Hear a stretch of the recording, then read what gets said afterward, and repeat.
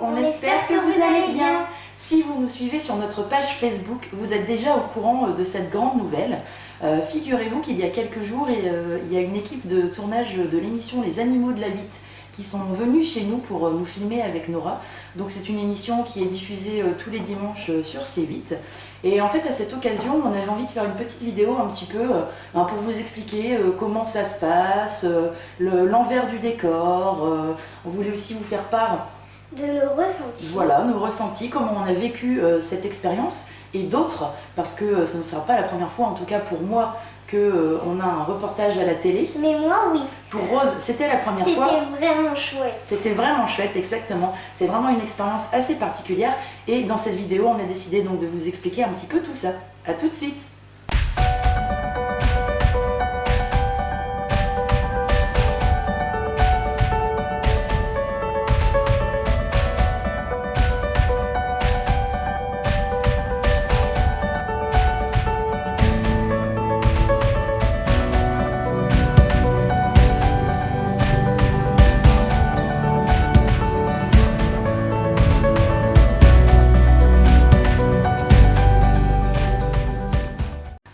De commencer à vous parler donc de l'envers du décor, moi j'avais envie de faire une petite parenthèse et pour vous expliquer comment ça se passe avant, comment ça se passe en fait la prise de contact.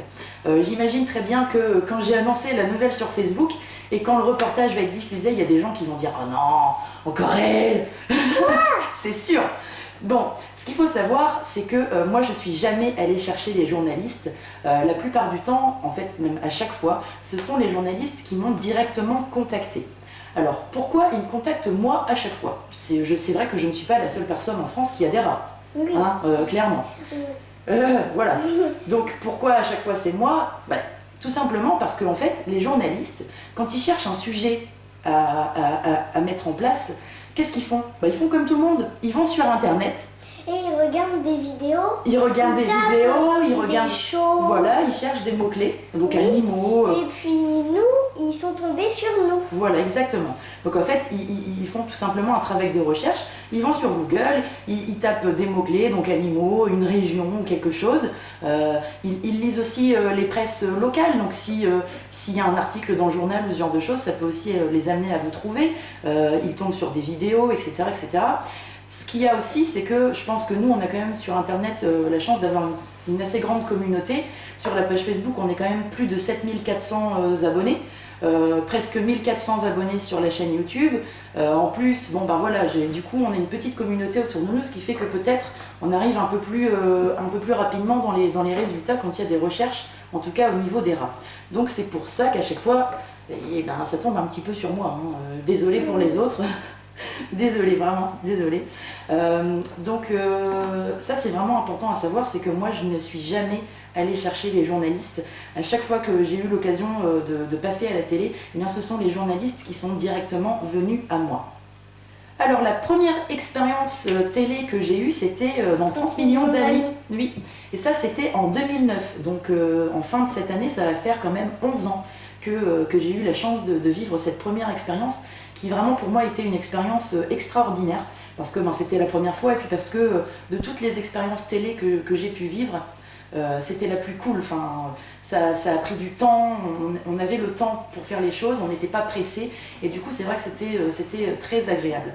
Donc, il y avait toute la journée. Voilà, c'était toute la journée, exactement. Donc en fait, ce qui s'est passé déjà à la base, c'est que, figurez-vous que la Voix du Nord, ici à Cambrai, donc dans la région où on habite, il s'est intéressé effectivement à ma passion des rats et a publié un article dans le journal.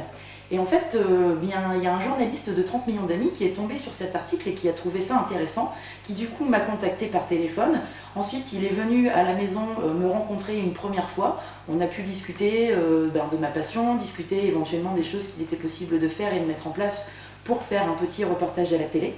Et ensuite, ils sont venus à trois. Donc il y avait le journaliste, il y avait un cadreur, un caméraman et un ingénieur du son. Voilà, un ingénieur du son. Rose, elle commence à être rodée aussi du coup. Et en fait, ça a duré toute la journée. 30 millions d'amis, ils sont arrivés le matin à 9 h. Ils sont partis le soir, il était passé 18 h. C'est vrai? Ouais, ouais, ouais. Oh. On a juste fait une petite pause entre deux à midi pour manger, mais sinon voilà, ça a été quand même une journée intensive dans la mesure où on n'a pas arrêté une seule seconde. Clairement, c'était Ok. voilà, c'était une longue journée, mais Donc c'était un long programme. alors en fait, au final, ils ont tourné, je crois, donc à peu près 9 heures de bande, et le reportage à la fin, il ne fait que 8 minutes. Hein. Voilà, hein. Donc ça c'est une chose qu'il faut vraiment savoir, c'est que quand on passe à la télé, on est filmé pendant plusieurs heures et au final le résultat il dure quelques minutes seulement. Hein. Il y a plein de choses qui ne sont pas gardées, au montage final. Ouais. Donc ça c'était donc 30 millions d'amis en novembre 2009. Il faut savoir qu'à l'époque, il y avait pas mal de gens qui avaient réagi sur des petites choses, etc. etc. Ce qu'il faut savoir, encore une fois, c'est qu'il y a des choses qui se planifient à la dernière minute. Oh oui, si. On a une acrobate. Il y a des choses qui se font à la dernière minute, c'est-à-dire que 30 millions d'amis, le matin, ils sont arrivés, ils m'ont dit ce qui pourrait être cool, c'est peut-être de vous voir amener un de vos ratons chez quelqu'un, chez son adoptant. En l'occurrence, l'adoptant, c'était ma meilleure amie Tiffaine, que j'ai prévenue du coup à la dernière minute. Le raton que je lui amène, elle l'avait déjà à la maison depuis 2 ou 3 mois, donc c'était pas nouveau. Et il y a des gens qui ont réagi parce que les deux cages, donc la cage de quarantaine de son petit nouveau et la cage entre guillemets de ses compagnons qui n'étaient déjà pas ses cages, puisque c'était des cages que moi j'avais prêtées, enfin qu'on avait embarquées comme ça à la dernière minute, pour emmener chez mes grands-parents, donc même pas chez Tiffaine. Donc tout ça vraiment c'était de la mise en scène. C'est un truc qu'il faut savoir, c'est qu'à la télé, c'est beaucoup de mise en scène, de trucs qui sont faits à la dernière minute, et que du coup, oui, il y a des gens qui ont tiqué en disant ah mais la cage de quarantaine juste à côté de la cage de vie, c'est n'importe quoi. Mais voilà, c'était de la mise en scène, il n'y avait pas du tout de quarantaine à faire, le rail était déjà là depuis un moment. Et donc voilà, ce qu'il faut savoir, c'est que ce que vous voyez à l'image, eh bien, ça ne reflète pas nécessairement la vérité. Ensuite, la deuxième expérience que j'ai eue, alors là, c'était, on va dire, l'expérience la plus folle. Clairement, la plus folle. Elle a vu des Japonais. Alors, j'étais enceinte de Rose, j'étais presque à la fin de ma grossesse, quand un soir, j'ai reçu un coup de téléphone d'une boîte de production en France, qui, en fait, se charge de faire le relais un petit peu avec le Japon. Et eh bien figurez-vous qu'encore une fois, ils étaient tombés sur des vidéos ou sur les différents articles qu'il y a pu y avoir sur nous. Et ils ont trouvé génial en fait la relation qu'il y avait entre nos rats et nos chats, qui cohabitent donc en parfaite harmonie ou presque. Et du coup, on a reçu à la maison en 2012 une équipe de tournage d'une émission japonaise, donc je vous citerai pas le nom parce que c'est hyper compliqué et que je parle pas japonais. Voilà. Et là, quand je dis que c'était l'expérience la plus folle, vraiment, ils sont arrivés, je crois qu'ils étaient 7 ou 8. Beaucoup plus. Ouais, il y avait vraiment du monde. Je crois qu'il y avait 2 ou 3 cadreurs. Il y avait un ingénieur du son, il y avait le présentateur de l'émission qui apparemment là-bas au Japon est un comique qui est très connu. C'est un humoristique qui est très connu là-bas au Japon. On avait ensuite bien sûr une traductrice parce que je parle pas 2 mots de japonais et eux ne parlaient pas français non plus. Oui. Et puis on avait aussi donc les gens qui géraient la boîte de production ici en France. Donc eux, ils sont venus une petite matinée, je crois me souvenir que ça durait 2-3 heures à peu près. Et donc en fait c'était assez particulier parce que déjà quand ils arrivent, y a la barrière de la langue, hein, effectivement, et des moments ils parlent entre eux, et la traductrice ne nous traduit pas ce qu'ils disent, donc on se demande un petit peu est-ce qu'ils sont en train de se moquer de nous, qu'est-ce qu'ils racontent quoi. Enfin, Donc la traductrice, en fait, elle comprenait rien, c'est ça? si elle comprenait, mais en fait ils n'ont pas jugé utile de tout nous expliquer quoi. Elle nous traduisait vraiment quand ils nous posaient des questions, surtout. Donc du coup, dans cette vidéo, j'ai eu la chance d'être doublée en japonais. C'est-à-dire qu'au cours de la vidéo, on me voit parler et on entend le doublage avec une voix féminine japonaise. C'est excellent. Donc c'est vraiment une émission dans le format final typique du Japon, voilà, avec les petits animes dans tous les sens, les trucs qui font du bruit, voilà. C'était vraiment c'était marrant, c'est un bon souvenir pour moi. Et du coup, Rose, apparemment, n'était pas au courant, ça m'étonne que je ne lui en ai jamais parlé. Donc je te montrerai la vidéo et tu verras, ça va bien te faire rire. Alors ensuite, j'ai eu la chance de recevoir une première fois une équipe de tournage, donc encore une fois des Animaux de la Vitte. Ça, c'était en mai 2014.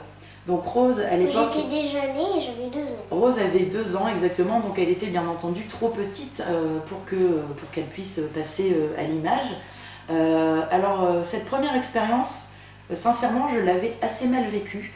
En fait, j'étais assez stressée, je me suis vraiment mise la pression parce que, ben oui, au bout d'un moment, on sait que le reportage va être vu par beaucoup de personnes. On sait aussi que les gens vont un petit peu analyser tout ce que je vais dire. Et c'est vrai que du coup, j'étais inquiète. J'étais inquiète de dire des bêtises ou de faire un truc voilà, un peu idiot ou quelque chose comme ça. C'était pas en direct au moins. C'était pas en direct, non, bien sûr, mais voilà, j'avais peur quand même de faire quelque chose qui au final ne me corresponde pas ou de dire une bêtise. Voilà, c'était un peu... C'est une vidéo. Ouais, mais du coup, j'étais pas vraiment à l'aise en fait. J'étais pas vraiment à l'aise. Je me suis pas sentie super détendue. Pareil, quand ils sont arrivés, donc là, cette fois-ci, c'était une matinée aussi. Ils sont arrivés un peu après 10h du matin. Quand même. Ouais, et ce qu'il faut savoir, c'est que les Animaux de la Vitte, ça va très vite. En fait, on n'a pas le temps de dire Ils n'ont ouf. pas le temps. Non, clairement, ils n'ont pas le temps. Quand ils arrivent, tout de suite, ils... C'est sûr que c'est pas comme les 30 millions d'amis. Non, c'est pas du tout comme 30 millions d'amis, c'est clair. Déjà, quand ils arrivent, les Animaux de la Vitte, tout de suite, ils commencent à filmer. Donc, ils vont commencer à filmer dans les cages, ou ils vont commencer à filmer moi, assis sur le canapé, avec les animaux, etc., etc. Pendant ce temps-là, la présentatrice, donc qui à l'époque, la première fois, c'était Élodie Agernon, en fait, elle fait sa petite introduction à l'extérieur. Donc, eux, ils filment avec un cadreur cette petite partie-là. Et puis après, hop, c'est parti, avec la journaliste, on se met d'accord sur on va faire quoi, où est-ce qu'on se met, mais on ne sait pas vraiment à l'avance quelles questions ils vont nous poser non plus. C'est-à-dire que c'est un peu du tac au tac, quoi. On va parler, et puis elle va nous poser une question, et il va falloir y répondre assez rapidement, etc. etc. Donc on n'a pas le temps de réfléchir, on n'a pas le temps de réagir, on n'a pas le temps de se poser pour savoir ce qu'on va dire. Ouais, elle me posait des questions, j'étais perdue. Ben oui, on est un peu perdu, exactement, c'est vrai que c'est le mot. Et du coup, c'est vrai que quand ils sont partis, ce jour-là, j'étais vraiment pas à l'aise. J'avais peur du résultat final. Donc là, pareil, hein, ils sont restés, je crois que c'était 1h30, pas plus. Hein, donc c'était vraiment hyper rapide. Ça s'enchaîne et on n'a pas le temps de réfléchir. Et du coup, le final était plutôt correct. Je trouve que le premier reportage dans Les Animaux de la Vitte était quand même assez sympa. J'ai quand même pu donner quelques petites infos de base qui me semblaient importantes. Et le résultat n'a pas été aussi mauvais que ce que j'avais imaginé dans ma tête. Et donc, on en vient à vous parler de notre dernière expérience. Donc, c'était il y a une petite semaine que l'équipe est venue à la maison. Alors, pour vous expliquer un petit peu, encore une fois, comment ça s'est passé avant, eh bien, tout simplement, un matin, j'étais au travail, et puis j'ai reçu un coup de téléphone. Donc, je n'ai pas pu répondre parce que j'étais au travail. Et j'avais en fait un message vocal de la journaliste qui me disait que ils allaient passer dans le coin et qu'ils étaient tombés sur des articles qui parlaient de nous et que du coup ça les intéressait de faire un petit reportage sur notre passion et sur les rats de compagnie, exactement. Donc en fait, quand elle m'a contactée, bien sûr je l'ai rappelé, je lui ai dit que j'étais déjà passée dans l'émission et elle m'a demandé ce qu'il y avait de nouveau. Donc du coup, je lui ai dit que depuis quelque temps, on avait une chaîne YouTube avec Rose et que effectivement, je trouvais peut-être que ça pourrait être sympa de parler de ce sujet-là. Et donc de pouvoir faire vivre aussi cette expérience à Rose, parce que Rose, comme elle savait que j'étais passée déjà plusieurs fois à la télé, elle était un petit peu jalouse. Hein, c'est vrai. T'arrêtais pas de me dire tout le temps « Ah, mais toi t'as trop de la chance, t'es passée à la télé, moi j'aimerais bien passer à la télé ». Le grand jour est venu. Mais déjà, quand j'ai eu la journaliste au téléphone et que le midi je suis rentrée et que je t'ai annoncé la nouvelle, ça a été quand même un grand événement. Je me suis roulée par terre. Tu t'es roulée par terre en hurlant « Ouais, trop bien, je vais passer à la télé, ouais, oui !» C'était vraiment un grand moment à vivre ensemble, c'était génial.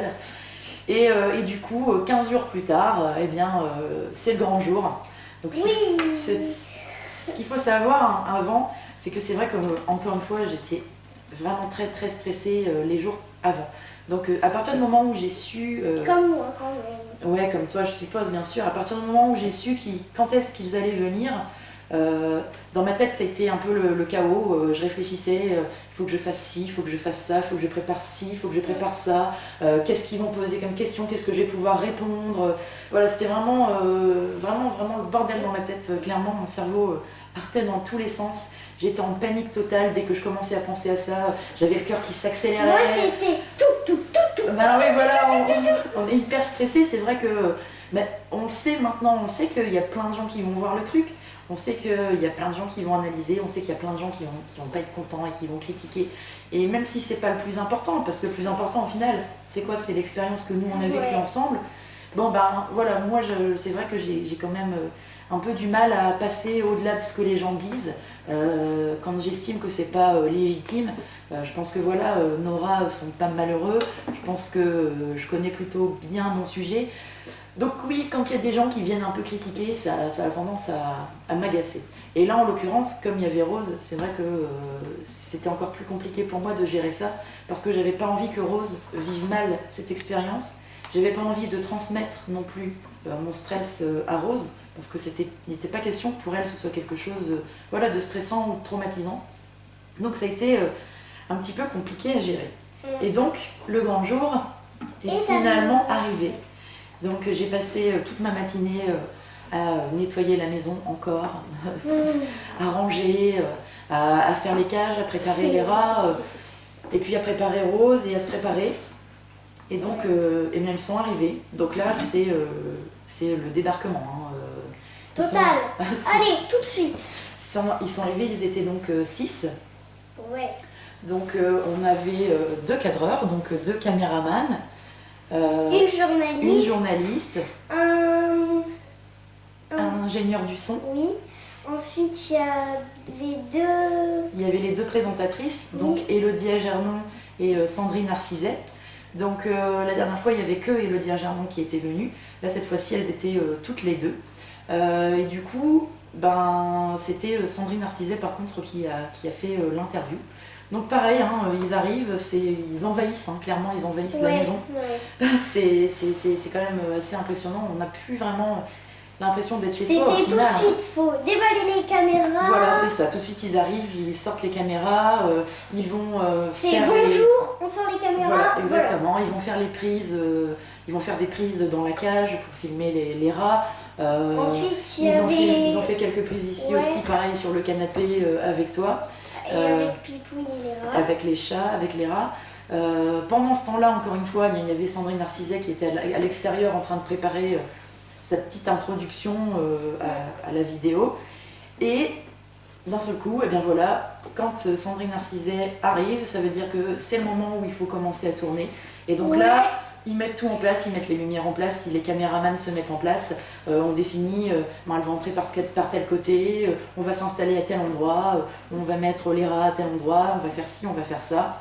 Et puis là, voilà, c'est parti et ça s'enchaîne. Et à partir de ce moment-là, clairement, on n'a vraiment plus le temps de réfléchir. Ouais. Moi, je bloquais en fait. Oui, toi, effectivement, au début, tu nous parlais... Je comprenais pas ce qu'elle disait. Alors, au début, ce qui s'est passé, c'est que c'était surtout moi qui parlais, parce qu'elle posait des questions, on va dire, quand même un petit peu spécifiques. Et puis, à la fin, elle a commencé à te poser des questions à toi, quand elle a commencé à parler des vidéos qu'on faisait sur YouTube. Et c'est vrai que... C'était la catastrophe dans ma tête. C'était la catastrophe dans ta tête. C'est vrai qu'elle t'a posé une question et t'as été un peu bloquée, tu savais pas vraiment trop quoi répondre. Ouais, du coup, j'ai pas beaucoup parlé quand même. Du coup, t'as pas beaucoup parlé, oui, c'est vrai. Mais le peu que t'as dit, c'était bien, c'était correct. Faut pas t'inquiéter. Ça va aller. Ouais. Du coup, c'est vrai que à partir du moment où on commence à filmer, ça va très vite.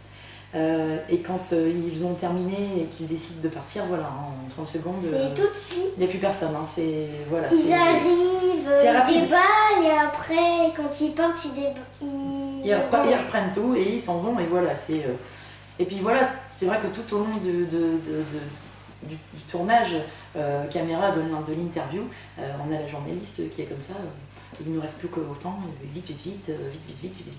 Alors ça met un stress en plus, hein, clairement.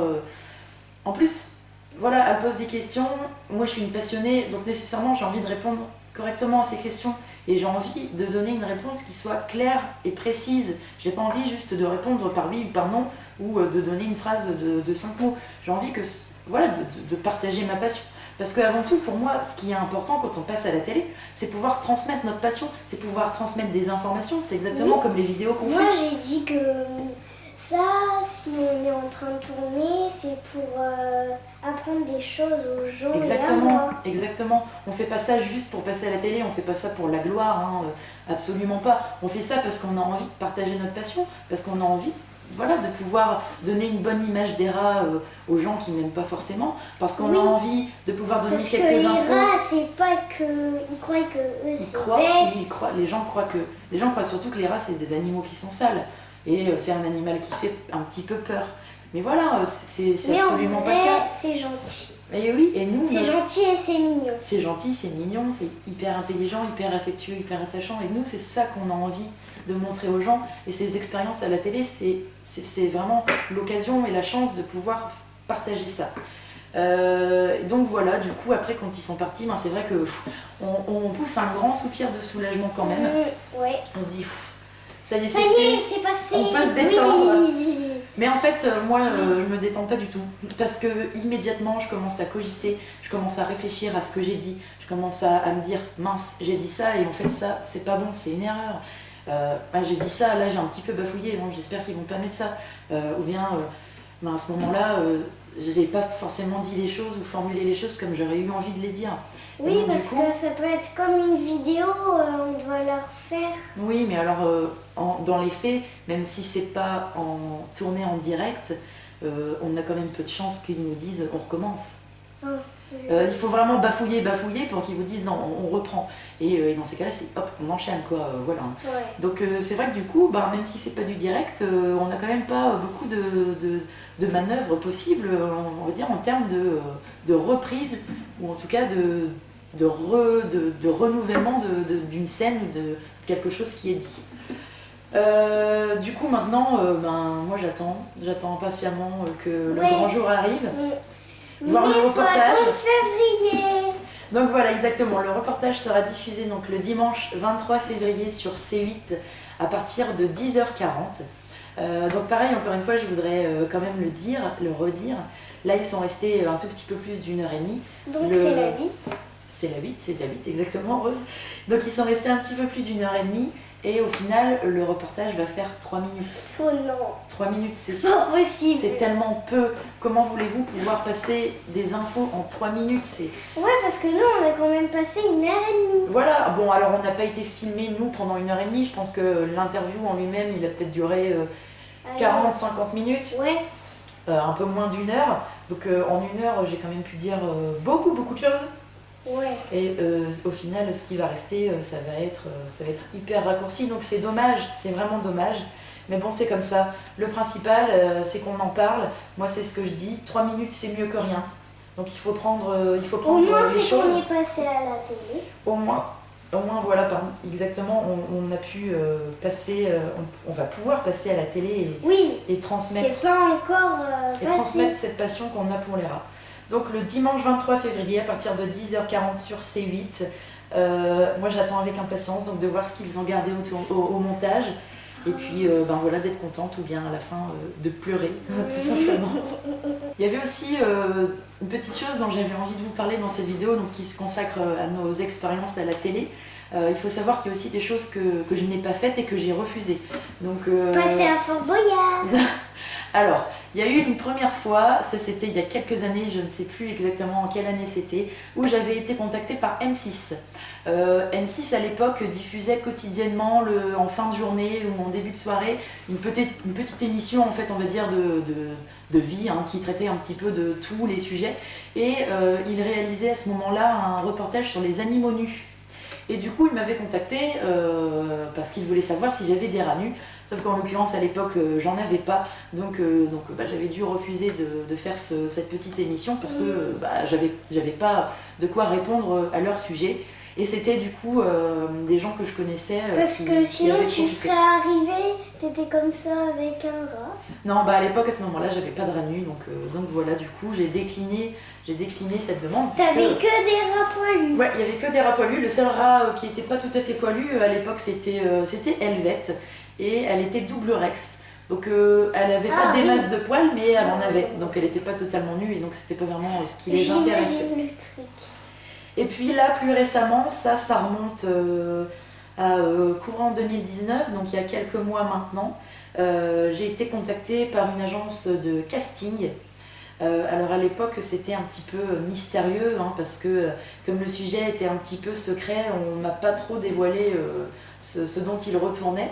On m'a juste parlé d'un spin-off de l'émission Fort Boyard, donc d'une émission, on va dire, parallèle, ou en tout cas où on va expliquer un petit peu comment on en est arrivé avant à Fort Boyard. Et en fait, je crois que l'émission, elle n'est pas encore diffusée, ça s'appelle Boyardland. C'est ça, non? Tu sais, le parc d'attractions à l'abandon? C'est Boyardland. Je crois que c'est ça, hein, c'est Boyardland l'émission. Oui. Et donc c'est une émission où en fait ils vont expliquer, c'était le père Fouras, avant d'arriver sur le Fort Boyard, et il avait un grand parc d'attractions et c'est là en fait qu'il a pu s'enrichir et créer cette grosse fortune qu'il garde maintenant sur le fort. Et en fait donc on m'a dit qu'il recherchait à l'époque on va dire des figurants qui seraient des personnages de ce parc, qui seraient un petit peu en mode... Tu serais arrivé comme ça en bateau si t'aurais accepté. Ça se passait pas sur le fort, puisque du coup ça n'avait rien à voir, c'était avant le fort. Ah ouais, et donc en fait, sur c'était à mon avis, je pense que ça aurait été dans un studio télé. Ça se passait en région parisienne. Hein. Et en fait, du coup, donc ils recherchaient, on va dire entre guillemets, des figurants, en tout cas des personnages qui seraient là pour faire vivre le parc, donc qui seraient un petit peu en mode freak show. Donc freak show, c'est un petit peu le cirque qui fait peur, avec les femmes à barbe, les hommes forts, les sœurs siamoises, voilà, c'est un petit peu ce monde un peu t'aurais pu accepter et t'aurais pu faire le rôle d'une sorcière. J'aurais pu être une sorcière, j'aurais pu être une diseuse de bonne aventure, voilà. Et en fait, ils voulaient donc que j'apparaisse avec les rats et que je sois une femme avec des rats qui vit là dans le parc. Et j'ai pas donné suite. Parce que moi, je suis pas comédienne. Donc voilà, jouer la... Mais non, j'ai jamais fait de théâtre de ma vie. Je suis pas comédienne. J'ai jugé que du coup, j'étais pas légitime pour faire cette expérience. Et au final, je regrette. Mais c'est quand même dommage, et je sais que tu regrettes. Je regrette un petit peu, effectivement, par rapport à toi. Parce que Rose, c'est quand même une grande fan de Fort Boyard. Ouais, c'est cool l'émission. Oui, et je pense que du coup, elle aurait quand même été super contente, même si elle n'était pas apparue. Mais peut-être de pouvoir vivre. Mais toi, tu serais apparue dans Fort Boyard et je ferais « Oh maman, elle est dans Fort Boyard !» Comme Blanche ou Rouge qu'on voit actuellement. Ouais. Oui, j'aurais été... Mais c'est la même femme quand même. Oui, c'est la même femme. Blanche et Rouge, c'est une comédienne justement. Et du coup, moi j'ai décliné donc, parce que, voilà, comme je vous dis, je suis pas comédienne, j'ai jamais fait de théâtre, jouer la comédie, ou en tout cas tenir un rôle, c'était pas forcément quelque chose qui me semblait naturel, et donc j'ai préféré ne pas donner suite. Donc voilà, il y a aussi des choses qu'on n'a pas faites. Voilà du coup un petit peu nos ressentis par rapport à l'expérience qu'on vient de vivre. Et puis j'espère que du coup vous avez pu apprendre quelques petites choses sur les différentes expériences télé qu'on a pu vivre. J'espère que la vidéo vous a plu, même si elle n'était pas directement concentrée sur les rats. J'espère que vous avez vu que les filles, elles ont fait complètement n'importe quoi. Voilà, on le voit d'habitude, on prend plus souvent les mâles pour les vidéos. Là du coup, on a décidé de prendre les filles pour changer. Rose, elle voulait changer. On voit que c'est pas la même chose. Hein. Clairement, ça court dans tous les sens, c'est un petit peu la folie, ça grimpe. Mais bon, voilà, c'est des femelles, hein, c'est vivant. Donc n'hésitez pas, si vous avez envie de nous laisser des petits commentaires, à nous rejoindre sur notre page Facebook. On vous met le lien dans la description comme d'habitude. En attendant, on vous dit à très bientôt. On vous fait des gros bisous et salut les poilus!